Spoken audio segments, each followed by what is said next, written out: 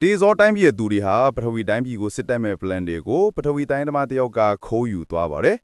ပထဝီတိုင်းသမားဟာသူလွတ်နိုင်မှန်းတီးသွားတဲ့အချိန်မှာတော့သူနဲ့ပါလာတဲ့တခြားတိုင်းသမားတယောက်ကိုပထဝီဘီရင်ကြီးစီရောက်အောင်ပို့ပေးဖို့မှာချလိုက်ပါတယ်ပထဝီတိုင်းသမားကိုတေဇောတိုင်းသမားတွေဖမ်းမိသွားတဲ့အချိန်မှာတော့ plan တွေကိုခိုးယူနိုင်ကြတာကြောင့်ပထဝီနိုင်ငံကအသင့်ပြင်ထားနိုင်ပြီဖြစ်လို့နောက်ကျသွားပြီဖြစ်တယ်လို့ပြောခဲ့တယ်ဒါပေမဲ့ပထဝီတိုင်းပြည်ကိုစစ်တိုင်းမဲ့ plan တွေကအယောင်ဖြတ်တတ်တာဖြစ်တယ်လို့ပြောခဲ့ပြီးပထဝီတိုင်းသမားကိုတတ်လိုက်ပါတယ်တကယ်တော့တေဇောတိုင်းပြည်ကိုတားဆီးနိုင်မဲ့တူဦးတဲ့သောသူကတော့အာဘာဒတယောက်ထဲကပဲဖျက်ဆီးနိုင်ပါပါပထဝီတေဇောအာဘောဝါယောတိုင်းပြည်လေးခုဟာညီညွတ်စွာနေထိုင်ခဲ့ပြီးထိုတိုင်းပြည်လေးခုကိုအာဘာဒကပဲဟန်ချက်ညီထိန်းချုပ်နေတာပါအာဘာဒတယောက်တည်သွားရင်တော့သူတို့ရဲ့ဝိညာဉ်ဟာတခြားအာဘာဒအသစ်ထွက်လာမဲ့သူယောက်စီမှာပြန်လည်မွေးဖွားလာမှာပါယခုချိန်မှာတော့အာဘာဒဟာတည်သွားပြီးနောက်ပြန်ဝင်စားမဲ့သူကအခုချိန်ထိမပေါ်လာသေးပါဘူးတေဆိုဘီရင်ကြီးဆိုစဉ်ကတော့အာဘာဒမပေါ်သေးခင်အချိန်မှာတော့ဟန်ချက်ညီစွာနေထိုင်နေတဲ့တိုင်းပြည်လေးခုကိုသိမ်းပိုက်ဖို့ကြံ့ရှိနေခဲ့ပါပဲတေဆိုဘီရင်ဆိုစဉ်ရဲ့ရည်ရွယ်ချက်ကတော့သူတို့ကိုအနောက်ရှက်ချစ်လာမဲ့ဝါယောတိုင်းသမားတွေကပေါ်ထွက်လာမဲ့အာဘာဒကိုတတ်ဖို့ပါပဲဝါယောတိုင်းပြည်မှာတော့အန်ဆိုတဲ့ဝါယောတိုင်းသမားလေးတယောက်ဟာတခြားသူတွေနဲ့မတူပဲဝါယောတိုင်းကိုအမြန်တက်လွယ်သီးရွှန်တဲ့သူပဲဖြစ်ပါရဲ့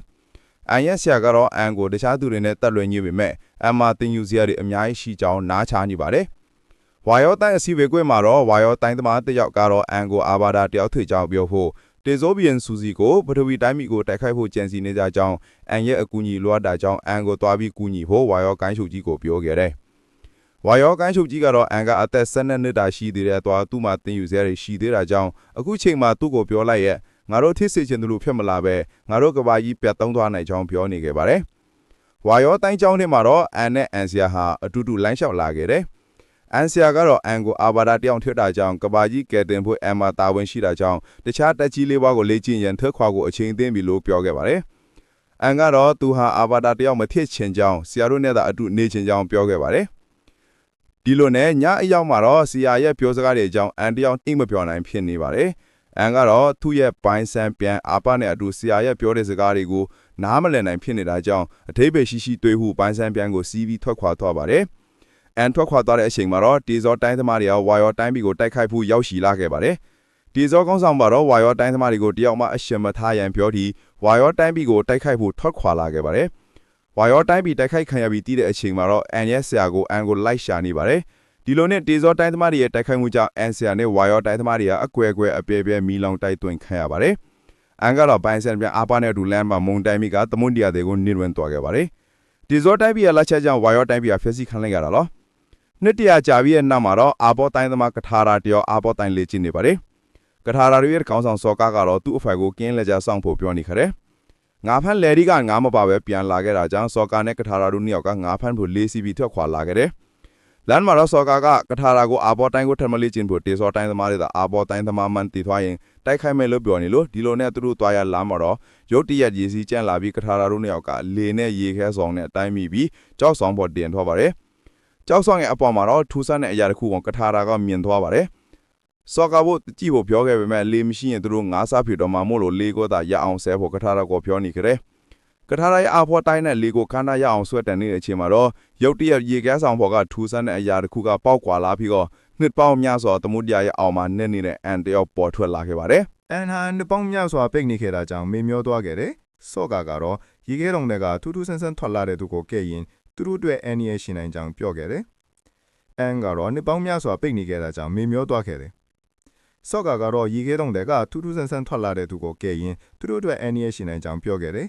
ကထာရာကတော့ကလေးတယောက်ပဲဖြစ်ပြီးမကယ်ပဲမထားခဲ့ဘူးပြောပြီးအန်ကိုခေါ်ကရွာကိုပြန်လာခဲ့တယ်ကထာရာရဲ့အဖွားကတော့အန်ဟာကပ္ပဝမတယောက်တည်းဝါယောတိုင်းသမားဖြစ်တယ်လို့ပြောခဲ့တယ်အန်နိုးလာတဲ့အချိန်မှာတော့သူအာဘာနဲ့အပြင်ထွက်သွားနေတော့ရုတ်တရက်မုန်တိုင်းမီကသမုဒ္ဒရာအောက်ကိုရောက်သွားကြောင်းကထာရာရဲ့အဖွားကိုပြောခဲ့တယ်ကထာရာရဲ့အဖွားကတော့အန်တတိလေးနေတာနှစ်နေရရှိနေပြီးတေဇောတိုင်းသမားတွေဟာအန်တို့ရဲ့ဝါယောတိုင်းပြည်ကိုအန်မရှိစံတိုက်ခိုက်ခဲ့ကြောင်းအခုဆိုတေဇောဘီရင်ကြီးဟာနေရာတိုင်းကိုချုပ်ချယ်နေကြောင်းပြောခဲ့ပါတယ်အန်ဟာအဖြစ်မှန်းတွေတီးသွားတဲ့နောက်မှာတော့သူမရှိလို့ဝါယောတိုင်းပြည်ဟာပျက်စီးသွားတာဖြစ်ကြောင်းသူ့ကိုယ်သူအပြစ်တင်နေခဲ့တယ်ကထာရာကတော့အန်ကိုနှစ်သိမ့်ပေးနေခဲ့တယ်အန်တို့စကားပြောနေတဲ့အချိန်မှာတေဇောတိုင်းပြည်ရဲ့သဘောတစည်းဟာသူတို့ရှိရာရွာကိုဆက်ရောက်လာတယ်ကထာရာကနှစ်ပေါင်းများစွာကြာပြီးမှဒီလိုဘာလို့ကျန်လို့လာမှန်းနားမလည်နိုင်ဖြစ်နေတယ်ကထာရာရဲ့အဖွားကတော့သူတို့ကိုလာရှာတာမဟုတ်ပဲ အာဗတာဖြစ်တဲ့အန်ကိုလာရှာတာဖြစ်တယ်လို့ပြောခဲ့တယ်။တေဇောတိုင်းပြည်ရဲ့သဘောကိုတေဇောဘီယွန်ရဲ့အကြီးဆုံးတာဇူကိုကဥဆောင်လာခဲ့တယ်။မင်းလာဇူကိုကမင်းတို့ကိုလာရှာတာမဟုတ်ပဲဒီမှာမရှိတဲ့ကိုလာရှာတာမလို့ထုတ်ပေးဖို့ပြောခဲ့တယ်။စောကာကတော့သူတို့ရွာအန်ဒီယေထီမှာဆိုလို့အာဗတာကိုတေဇောတိုင်းသမားတွေရဲ့လက်ထဲထည့်ပေးဖို့အာဗတာကိုလိုက်ရှာနေခဲ့တယ်။ကထာရာကတော့အာဗတာကသူတို့ရဲ့နောက်ဆုံးမျှော်လင့်ချက်ဖြစ်တာကြောင့်ထဲ့လို့မဖြစ်ကြောင်းစောကာကိုလိုက်တားနေပါနဲ့။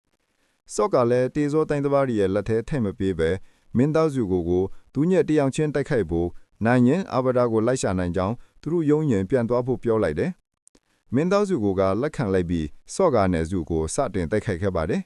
။အင်အားချင်းမမျှတာကြောင့်စောကာပဲယုံနေခဲ့တယ်။စောကာကိုမင်းသားစုကမီးနဲ့တိုက်ခိုက်မဲ့အချိန်မှာအန်ဝင်လာပြီးမင်းသားစုရဲ့တေဇောတိုင်းသမားတွေကိုတိုက်ခိုက်ခဲ့တယ်။မင်းသားစုတယောက်နိုင်မမတိဖတဲ့အချိန်မှာရွာကိုမီးလော်တိုက်သွင်းပစ်ဖို့အဖွဲ့သားတွေကိုပြောလိုက်တယ်။အန်ကတော့သူ့ကြောင့်ကထာရာတို့ရဲ့ရွာအန်ဒီယန်ချင်းမှာဆိုလို့ရွာကိုဒုက္ခမပေးပဲမင်းသားစုကိုလည်းလိုက်ခဲ့မယ်လို့ပြောလိုက်တယ်။အန်ကိုတော့တင်းဖို့အတွင်ပိုင်းရဲ့အချုပ်ခန်းထဲမှာအချုပ်ထားလိုက်တယ်။ဓမိုးထွက်ခွာသွားတဲ့အချိန်မှာတော့စော့ကာရိုလာအန်ကိုကယ်ဖို့နောက်ကနေလိုက်သွားခဲ့တယ်။လှီနဲ့လိုက်ငယ်မမီနေတာကြောင့်အန်ရဲ့ဘိုက်ဆန်းပြန်အာပါကိုစီးသွားခဲ့တယ်။တစ်ဖက်မှာတော့အန်တယောက်ဝါယိုအစွမ်းနဲ့အချုပ်ခန်းထဲကထွက်ပြေးသွားခဲ့တယ်။တေဇိုတိုင်းသမားတွေဟာအန်လွတ်မြောက်တာတီးသွားတဲ့အချိန်မှာအန်ကိုတက်ခတ်ခဲ့တယ်။မင်းသားစုကိုမီးလုံးထိမှန်ပြီးအန်ဟာလေးဘောကပြုတ်ကျတဲ့အချိန်မှာနောက်ကလိုက်လာတဲ့စော့ကာတို့ကအန်ကိုကယ်တင်နိုင်ခဲ့တယ်။ဒီလိုနဲ့အန်တို့ဟာအာပါကိုစီးပြီးပလက်စီးသွားတဲ့ဝါယောတိုင်းပြည်ကိုသွားခဲ့တယ်။အန်ကတော့ဝမ်းနဲ့နေခဲ့သည့်ဝါယောတိုင်းပြည်တွေကသူတို့ရဲ့အမျက်တင်တွေကိုလိုက်ကြည့်နေခဲ့တယ်။တနေရာရောက်တဲ့အချိန်မှာတော့သူဆရာရဲ့အယိုးဖျားကိုတွေ့လိုက်တဲ့အချိန်မှာအန်တယောက်ဒေါသထွက်သွားပြီးအန်ရဲ့အာဗတာစွမ်းတွေကထွက်ပေါ်လာခဲ့တယ်